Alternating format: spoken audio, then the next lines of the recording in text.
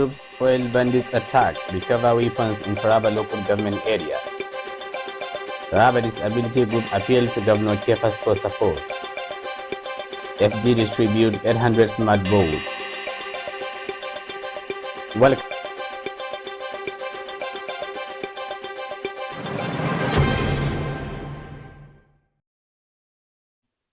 Welcome. The news. Troops of the 3rd Brigade Nigerian Army Sector 3 Operation Wild Stroke have successfully foiled a bandits' attack in Ibi local government area of Taraba State, recovering weapons and motorcycles in the process.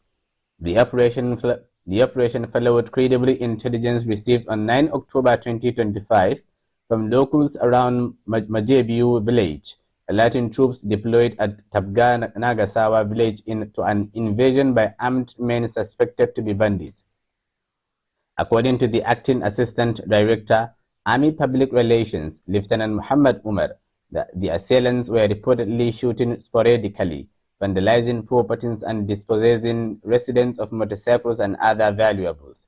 Responding swiftly to the distress call, the troops mobilized to the location and made contact with the criminals. On sighting the advancing soldiers, the armed men fled into a nearby bush, likely with gunshot wounds sustained during the exchange. A subsequent search and clearance operation in the area led to the recovery of 5 Den guns and 2 motorcycles abandoned by the fleeing assailants. Commending the troops for their professionalism and gallantry, the Commander 6th Brigade, Brigadier General Kinsley Chidebere Uwa, reaffirmed the brigade's commitment to ridding the state of criminal elements and mopping up illegal arms. He assured residents of the Army's continued efforts to maintain peace and security across the state. The Nigerian Army also urged members of the public to remain law-abiding and to continue providing credible and timely information to security agencies to enhance ongoing operations in the region.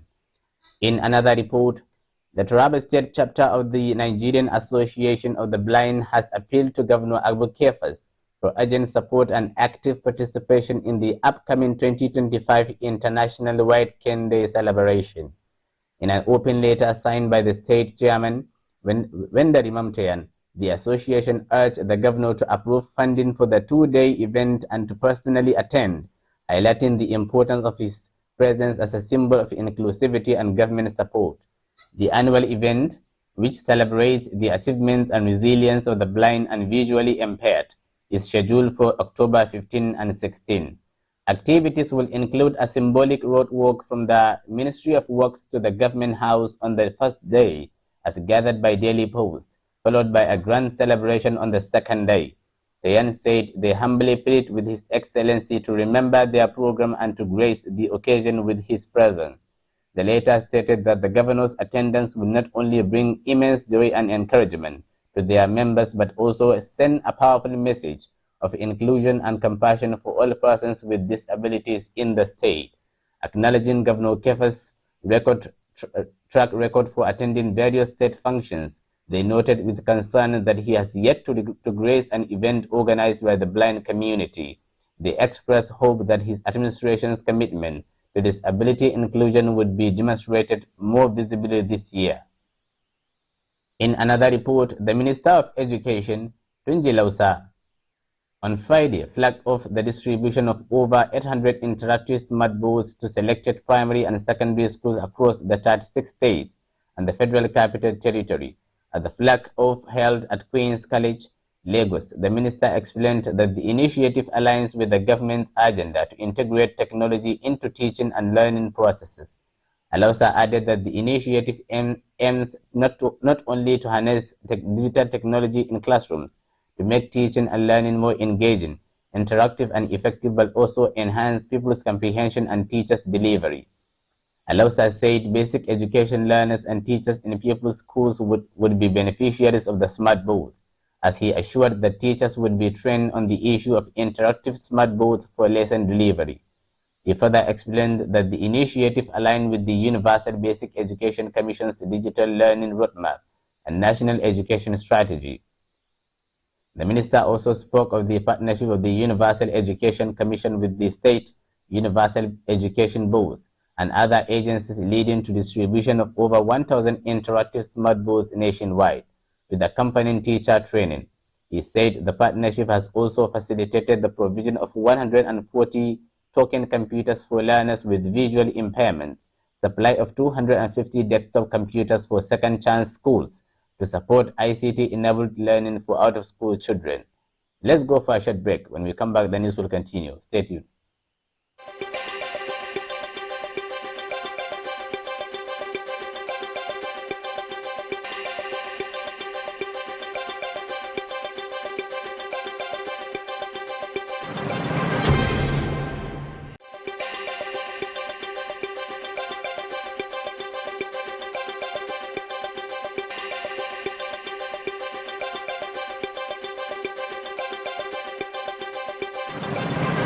Welcome back, and now the news continues.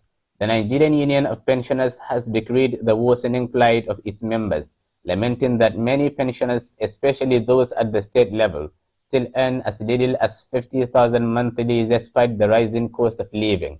Speaking in an interview with Punch, the General Secretary of the Nigerian Union of Pensioners, Actozal, said most state governments had failed to prioritize the welfare of their retirees, disclosing that only 13 states were currently paying pensions and gratuities regularly.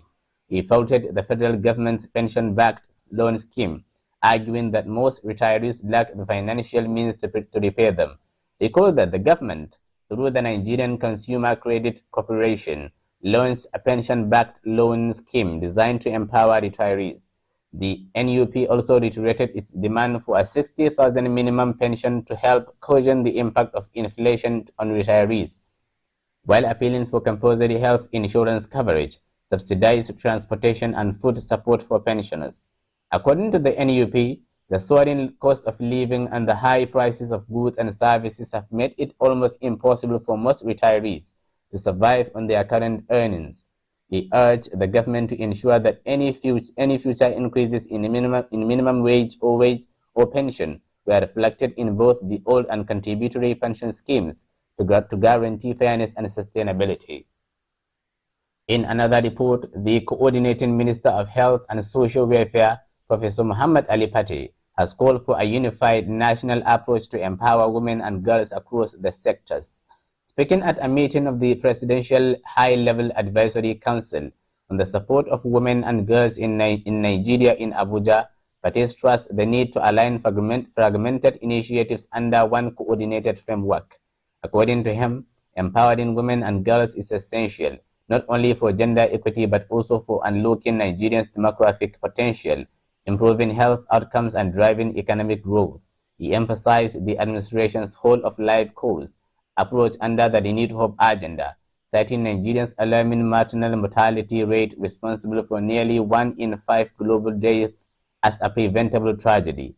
The minister also highlighted challenges such as gender-based violence, child marriage, and limited access to education and health care, urging stronger data system and accountability mechanisms to monitor progress. That is the end of the news. On behalf of the editor who edited this news, I am Abdul Aziz Muhammad, who have just read it for you. And now I say goodbye.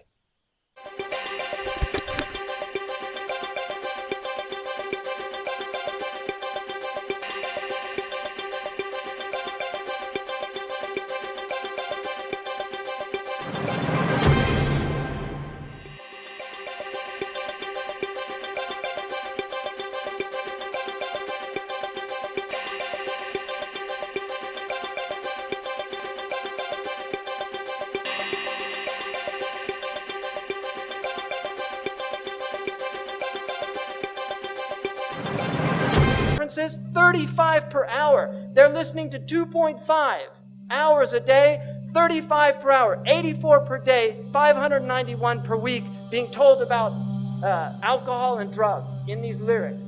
These are the khutawat of shaitan.